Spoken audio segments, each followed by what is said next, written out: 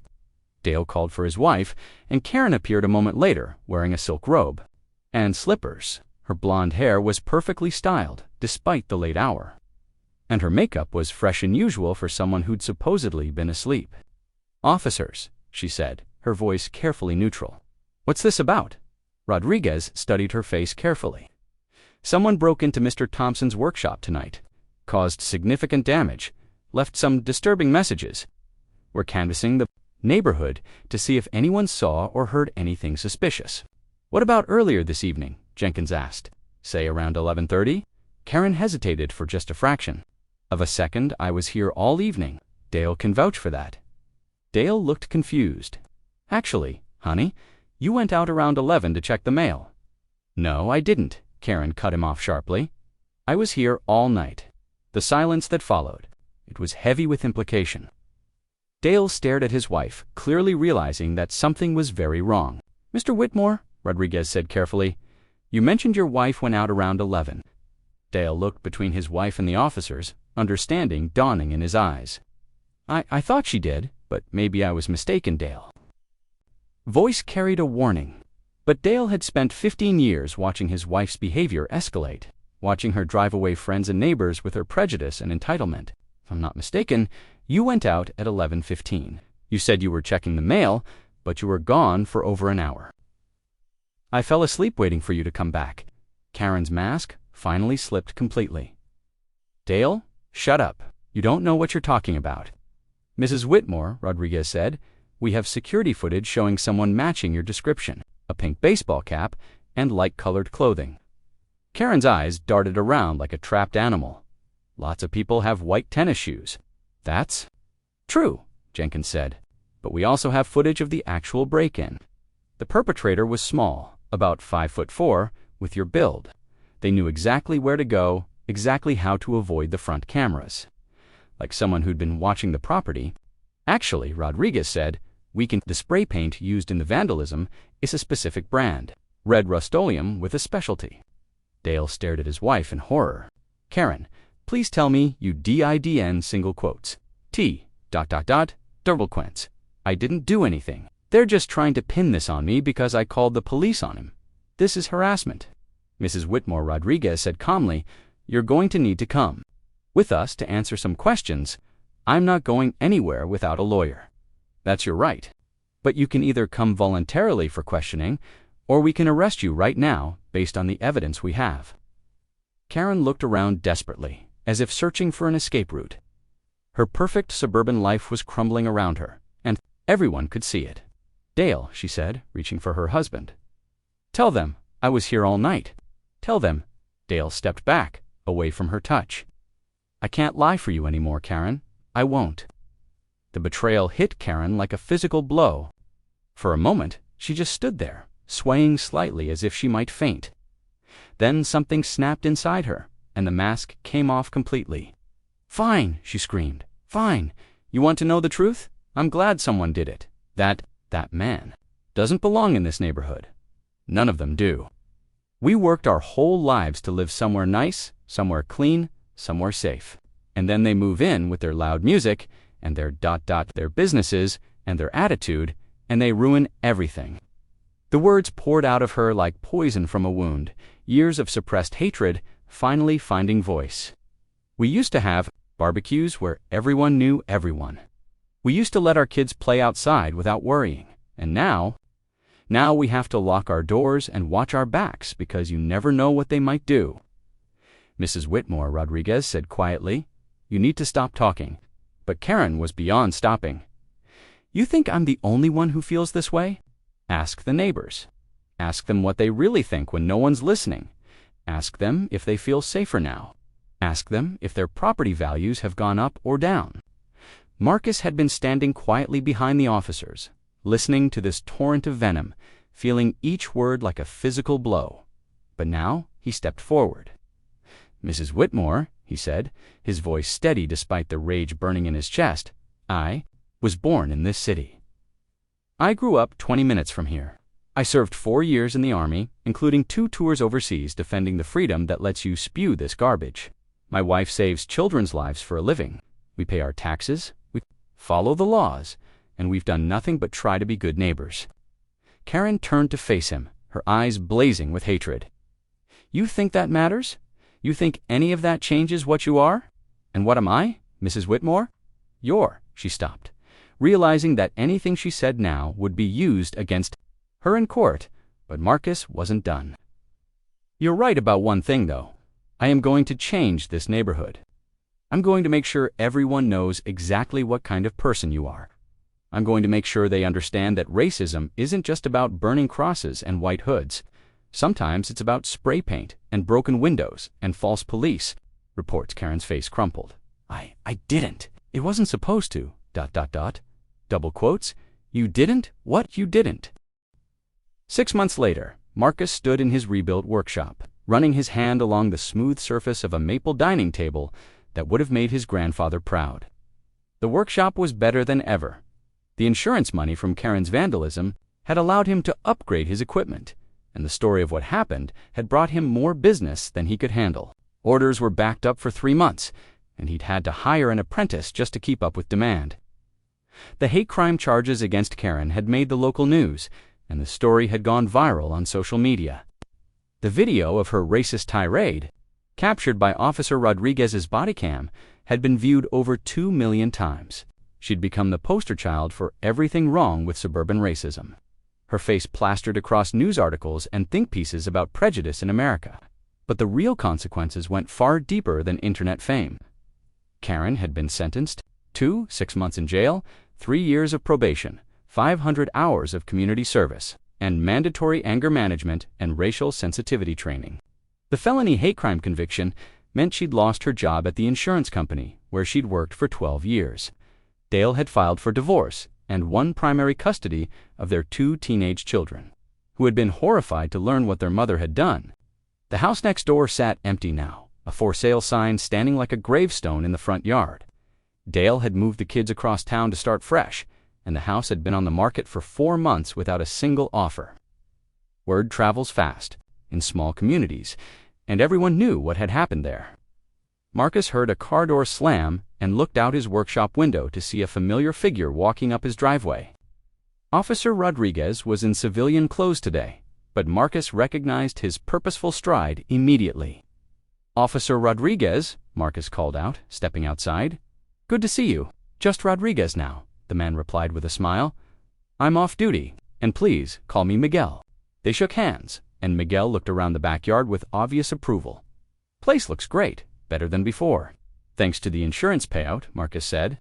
Karen's lawyer tried to argue that the damage wasn't that extensive, but the adjuster took one look at that spray-painted message and cut a check for everything. Miguel nodded. "How are you and Angie holding up?" "We're good. Better than good, actually." Marcus gestured toward the workshop. "Business has never been better. Turns out people like supporting craftsmen who stand up to bullies. And the neighborhood." Marcus smiled. "Come see for yourself." They walked around to the front yard, where a small gathering was taking place. Mrs. Peterson was there with her famous potato salad. The Johnsons had brought their portable grill, and the Garcia family was setting up folding chairs on Marcus's lawn. It was their monthly neighborhood barbecue, a tradition that had started the week after. Karen's arrest when Mrs. Peterson had knocked on Marcus's door with a casserole and an apology. "We should have spoken up sooner," she'd said that day. "We all knew what she was doing, and we let it happen because it was easier than confronting her."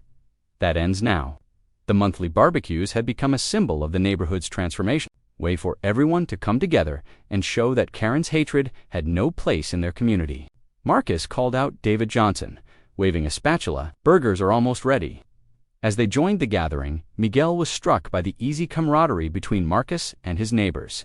Children played in the yard while adults chatted over food and drinks. It looked exactly like the kind of neighborhood gatherings Karen had claimed were disappearing. "She was wrong about everything, wasn't she?" Miguel said quietly. Marcus followed his gaze to where the Whitmore house stood empty. "Yeah, she was. But you know what's funny? In a twisted way, she did bring the neighborhood together. Just not how she intended." Mrs. Peterson overheard and joined their conversation. "Marcus is being too kind. Karen Whitmore was a cancer in this community, and we were all too polite. To call it what it was, what happened to Marcus could have happened to any of us who didn't fit her narrow definition of acceptable." "What's going to happen to the house?" Miguel asked. "Dale's asking price is fair, but ... double quotes, Marcus shrugged. "Let's just say the house comes with some baggage. Word gets around." As if summoned by their conversation, a car pulled up to the curb. A young black couple got out, followed by a realtor.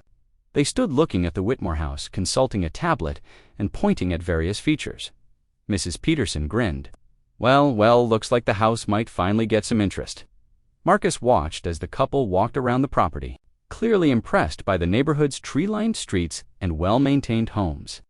The woman was pregnant, and her husband held her hand protectively as they navigated the front walkway. "Excuse me," Marcus called out, walking over to introduce himself. "I'm Marcus Thompson. I live next door." The couple exchanged a glance. They'd clearly heard about what happened here. "I'm James," the man said carefully. "This is my wife, Kenya. We're looking for a place to start our family." Beautiful neighborhood for that, Marcus said. Great schools, nice people, very quiet. Kenya laughed. Quiet. Really? We heard there was some drama recently. Marcus considered his response carefully. There was one person who had some issues with change, but she's gone now, and the rest of us have made it very clear that kind of behavior isn't welcome here. James looked at the group gathered in Marcus's yard, a multi-ethnic mix of families eating together, children playing without regard to color or background. Looks like a good community.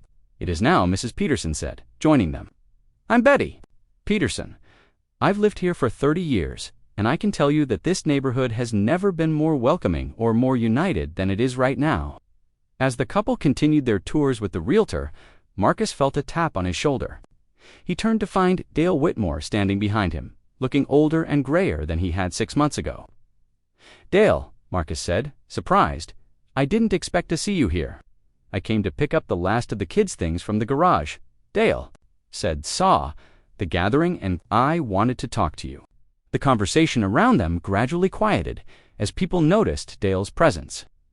The man who had stood by while his wife terrorized their neighbor was not exactly a popular figure in the community. I know I don't have the right to ask, Dale continued, but I wanted to apologize. Not just for Karen, but for myself. I knew what she was doing was wrong, and I did nothing to stop it. I'm ashamed of that.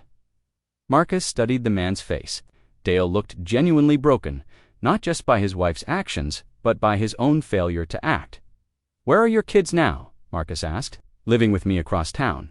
They're having a hard time. Their friends at school saw the videos. They're embarrassed, angry, confused. Dale's voice cracked slightly. My daughter asked me why I didn't stop her mother. I didn't have a good answer. The gathering had gone completely silent. Now, everyone was watching this unexpected confrontation. The truth is, Dale continued, I was scared of her too. Not physically, but Karen had this way of making you feel small if you disagreed with her. It was easier to just go along, to pretend I didn't see what was happening. Marcus felt a mixture of anger and pity for the man. Dale had been a victim of sorts, but he'd also been a coward who'd allowed his wife's hatred to flourish unchecked. What do you want from me, Dale? Nothing, Dale said quickly. I just wanted you to know that I'm sorry, and I wanted you to know that I'm getting help, therapy, anger management, the whole thing. I never want to be that person again, the person who stands by and lets evil happen. Marcus looked around at his neighbors.